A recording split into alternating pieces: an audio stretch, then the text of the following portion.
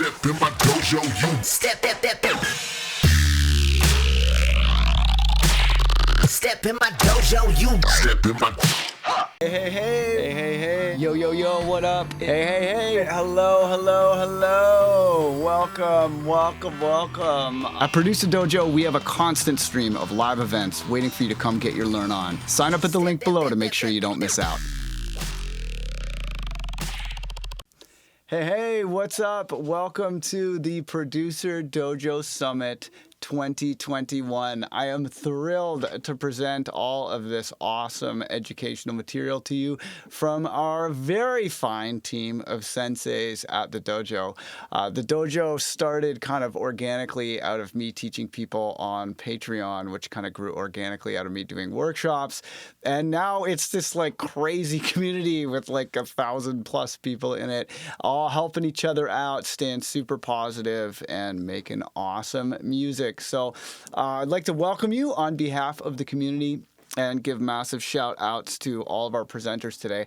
I've watched all the presentations beforehand, and I can assure you they are really, really awesome. Throughout the presentations, you'll probably see mention of a lot of the materials that are available in the dojo because I have trained all of these people and made all these materials available to them.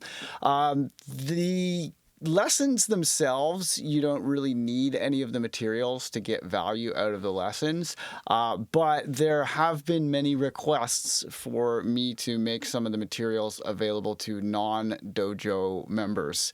So if you are interested in that, we're going to provide a link and you can check it out. But please don't feel bad if you don't have everything just yet. You can definitely get a lot out of the lessons either way, and many of the lessons are, just completely extraneous to what I've presented. But if you do find yourself wanting access to my life's work, all of my templates, all of my workshops, all of my sound packs, my sample libraries, everything, there is a special deal that is available that is only available here. I was actually a bit reluctant to make this available outside of the dojo, so I'm not sure how long it's going to be available for, but at least for a few days after the summit, it's going to be available. So if you want to check that out, I'm sure you'll see the link. All right, cool. So without further ado, I'd like to introduce our first presenter, also known as Trap Jesus. My man Luke Rain is going to come in hot with a presentation about the importance of preparation and some very useful preparation tips that will help you get the most out of your studio sessions. All right, here we go. Dojo Summit 2021 starts now. Take it away, Luke Rain. work to your mama. We in the dojo swinging big katanas.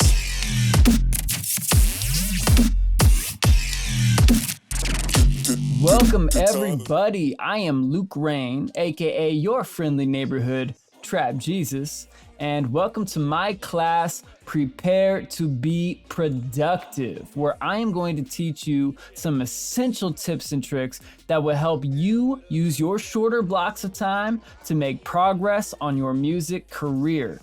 You can buy your future back and save yourself exponential amounts of time during your songwriting sessions. Let's talk about productivity for a second, all right? What does it mean to be productive? Ultimately, it means that you're able to generate a product. What product? Well, for musicians, that product is, of course, songs. We make our songs by producing them. So, to be a productive producer, you need to produce more product. How? By being prepared. So prepare to be productive and let us get into the class. Work to your mama. We in the dojo swinging big katanas. Okay, now let's rewind back in time just a little bit, all right? Back in the day, I kept running into this problem over and over again. See if this sounds familiar to you. I would get all excited to make some music, right? Maybe I get a burst of inspiration or like a dope idea for a beat. And I'd open up my DAW, jump in, and start looking for sounds that would work with this awesome idea up in my head. I'd be trying to find the right drum sounds, right? Digging through tons of unorganized sample folders and trying to find the right kind of instrument patch so I could just get that melody or those chords down. I spend so much time searching and second guessing myself that I'd either forget that awesome idea or I'd run out of time and energy needed to complete it. Usually both those things, unfortunately. I then dejectedly hit save on a half-baked song session that I honestly probably never finish and maybe never even open again, and I would go to bed disappointed. It was on one of those nights in late 2017 that I couldn't sleep, and I ended up back on Facebook, sadly scrolling away. Lucky for me, the third post down was an ad from a guy with crazy green hair asking me if I was a producer. Was I stuck and struggling to have a breakthrough in the studio? Yes! How did he know? Get out of my head. That green-haired guy was ill.gates. And even though I didn't know it at the time, I was on the start of a journey to transform the way I approached music making forever. When I was first introduced to ill.gates and the teachings of the ill methodology, it changed my life as a producer in many ways. But one of the things that has had the biggest impact on me, and one of the things I teach the most in my private sensei sessions, was the concept of daytime and nighttime sessions. Now, don't get too caught up on whether or not you can see the sun outside the window when you're producing. It's much more about how much time do you have to work right now, and what can you realistically get accomplished in this amount of time.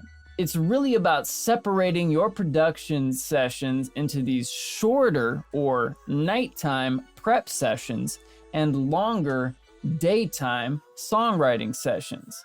If you have more time at night, no worries. If you've only got time on the weekends, cool. Let me explain. Not everyone has the same schedule, but lots of aspiring producers have a life that looks something like this. On the weekdays, we get up, get ready, and get to work. We spend the better part of our day doing things that are not making music and spending lots of our energy there too. We commute home, still have to take care of the essentials like eating, household chores, spending time with our loved ones. We want to make music, but do we really have time to write a song when we have to be in bed in a couple hours so we don't get fired for not showing up? Remember, it's hard to produce music when you don't have a home for your studio to be in or the electricity gets shut off, so I recommend keeping the job, at least until music can start generating you some real income. So what do? Do we count this day as lost and go watch Netflix instead? That doesn't feel like the recipe for success. Or do we push through anyways? Try to start an idea, even though we know we don't have time to finish it. That may be better, but it's still not usually the best option. For me, I know that my best songs come out when I've got two things.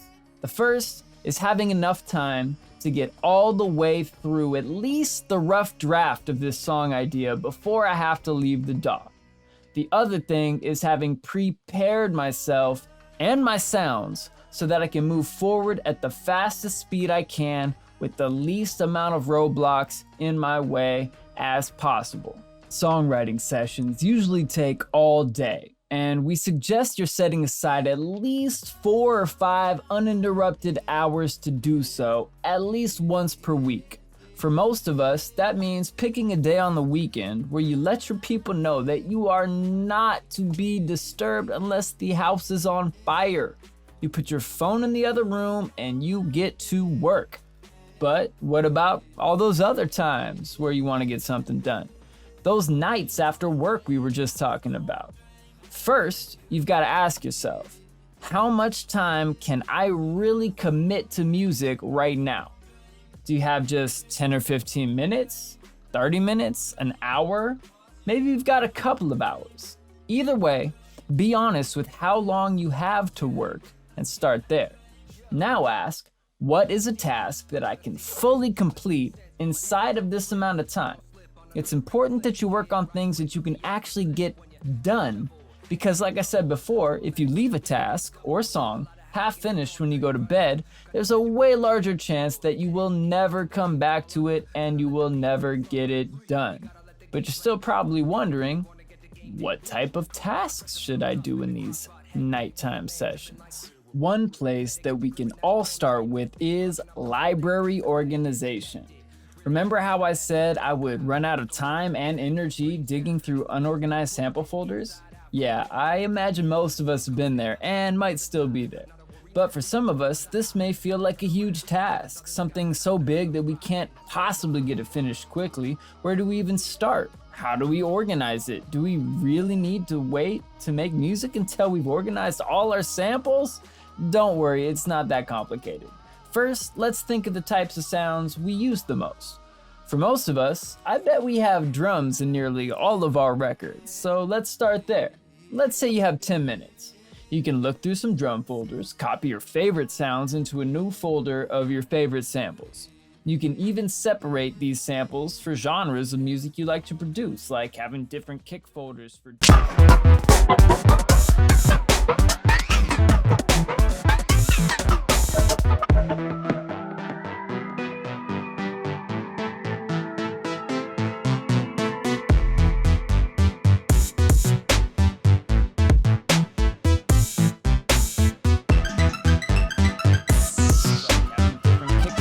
for dubstep, house, hip-hop. If you come across a sample you really hate and would never use, delete it so it's no longer cluttering up your hard drive. As you go, you can even drag your favorites onto drum racks and save them to your library. You've spent 10 minutes and you've got yourself a folder and maybe a rack full of, say, dope hi-hats. Now, for every song you use these on in the future, you've saved yourself 10 minutes of digging through hi-hats. Repeat this process for other drums like kicks, snares, percussion sounds, etc. Once you're through drums, try with 808s, vocal chops, one-shots, and more.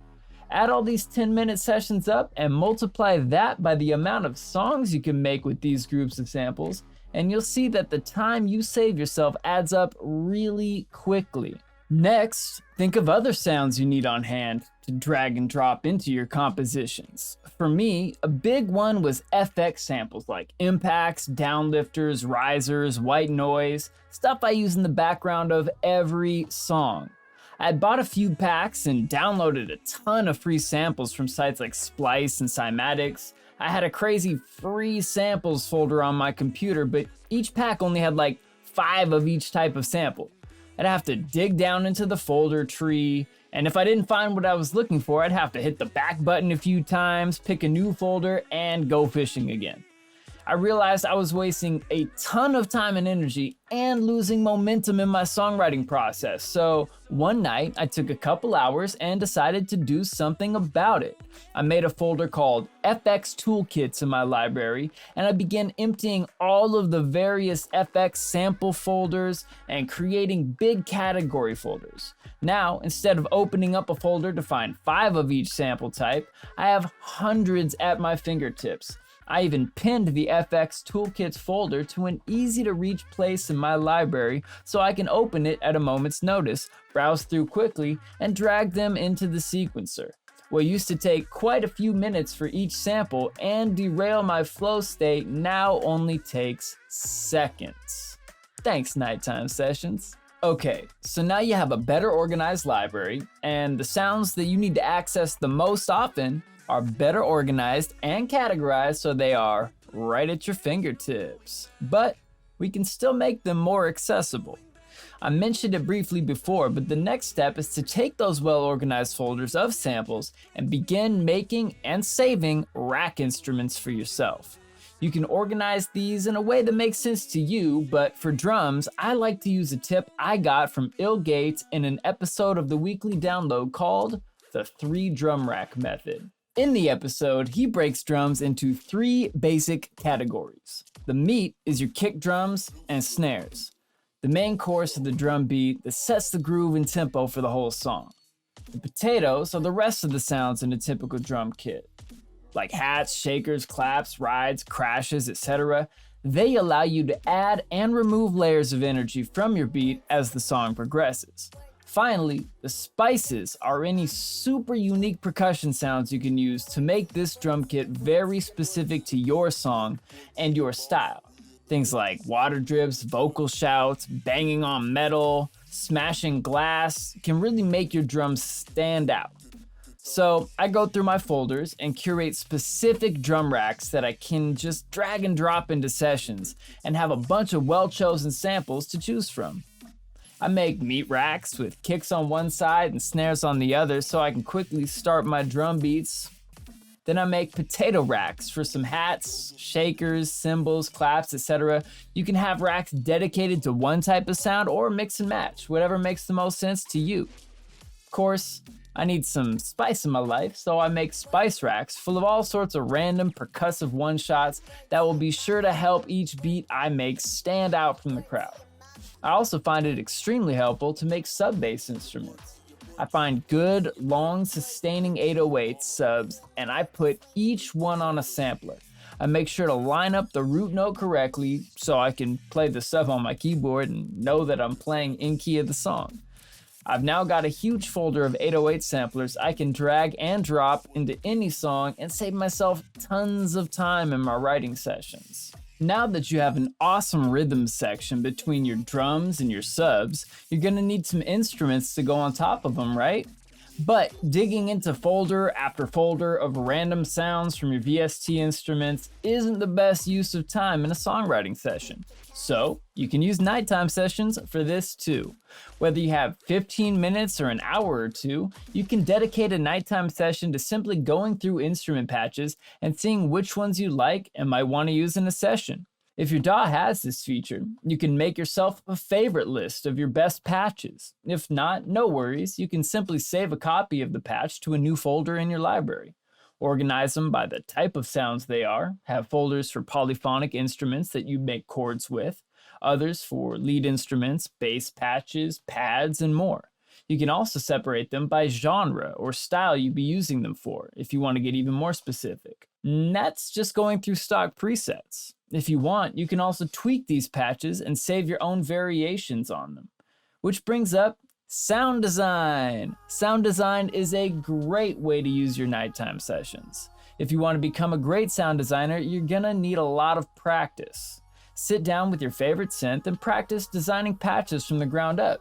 Play with the different wave shapes, filters, LFOs, and effects. See what happens. Trying to stop and design a specific sound in the middle of a songwriting session is a great way to kill flow.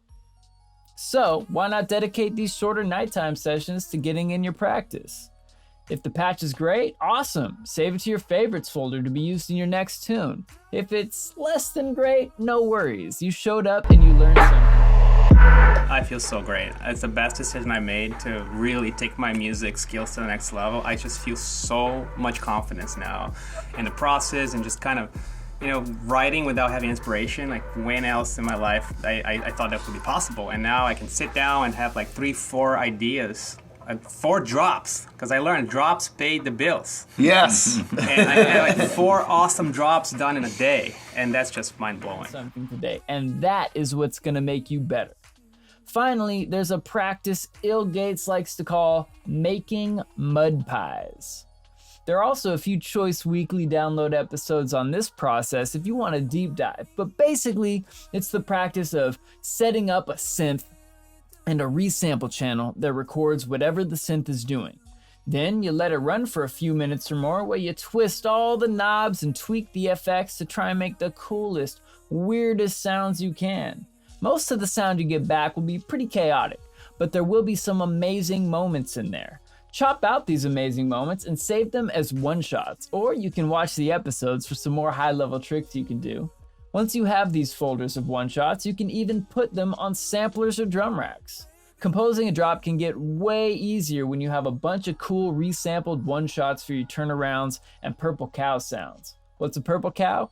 I'll let you find out inside the weekly download. Now, You've got drums, basses, all sorts of instrument patches, and trippy sound design one-shots organized in your library and ready to go. You can now start writing a song and just drag and drop these sounds in as you go and greatly speed up your session and stay in flow. But why bother choosing racks and dragging them in while you're writing? Isn't there a way to use a nighttime session to speed that up too? Why, yes, there is. It's called creating a palette template. Now, I've heard a lot of producers online who are afraid that setting up any sort of template will staunch their creativity and make every song they make sound the same. I completely disagree. In my experience, it actually helps my creativity in many ways, but mostly because I can stay at a high speed in flow state while I'm getting out that initial idea for the song. No stopping to look for instruments while you have an idea hot in your brain that needs to get down into the MIDI stat, and no worrying if you've chosen the right sound because you know you've got a well-organized library you can audition more patches from after you've laid down the idea and come to a pause in your flow. Now, I first learned about creating a palette from, of course, ill.gates and his amazing resource, the EDM Cookbook. In it, there are 4 amazing recipes that take you step by step on how to write and arrange a dance tune, whether you want to start with chords, sample chopping, a mud pie, or a melodic theme. But before you write anything, you have to pick all of your sounds, creating a palette, just like a painter. Think about good old Bob Ross. He doesn't stop partway through an episode of painting happy little trees to go into the cabinet to find green paint. He puts all the colors he's gonna need on the palette first so he can just flow with the painting. Well, the same concept can apply to producers. Pick a bunch of sounds first and write the song with what you have in front of you. You'll be able to focus 100% of your energy on writing the song instead of stopping to find samples at all. But you still may be thinking, but this sounds so limiting. Well, AC/DC and Jimi Hendrix spent their entire careers making catalogs of hits with just drums, bass, guitar, and vocals, so maybe you'll find power inside of limitations too. Now, you can just use your nighttime session before your writing day to pick some drums, bass, and instruments to write tomorrow's song. Just picking one song's worth of instruments is powerful, but we can go even further. I like to create what I call super palettes. I'll use a nighttime session to make an overstuffed palette. Instead of one 808 sampler, one drum kit, and one of each type of instrument, I'll load it up with several of each. This way, I can keep coming back to this palette over and over again because there are nearly endless permutations to the combination of sounds you can use, and you can also change tempo and the key of the session or the octave of the patch you're using to get even more different combos. I've been making palettes for a few years now, and some of them have been responsible for up to like 100 beats. The more you use a palette, the better you know it too. In fact, I took a super palette I made in September 2019, and in the spring of 2020, I made what may have been like the 80th rap beat in it, and I got it placed with a grime rapper in the UK named Scada, and it became the title track for his EP, Hardships. It's done well on streaming and even got pressed to vinyl. I'm so grateful I learned these prep skills and took that nighttime session back then to put together that palette. Spending those few hours making the drum racks and sampler instruments, making and choosing patches for the instruments, and setting up a session that had everything I needed to make 100 beats in it has saved me literally hundreds of hours, which I was able to use to make even more beats and songs. Now you have the knowledge to go forward and prepare to be productive. But that's just the tip of the iceberg when it comes to all that I've learned here at Producer Dojo. If you're listening to this and are on the fence about whether or not it's the right call for you to dive into more of the teachings here, I understand. I was sitting in your shoes just a few short years ago, and I am so glad I chose to take a leap of faith and join this amazing community. I've gained so much from the ill methodology, the workshops, the weekly download, Dojo TV, and the feedback and private lessons from the Dojo Max membership. It's changed my life as a producer. But most importantly, I found the best community a producer could ask for. Some of my best friends I've met here. And I know I've got a lot more friends I'll meet. I'm Luke Rain, your friendly neighborhood Trap Jesus, signing out. And I look forward to meeting you in the dojo. Peace.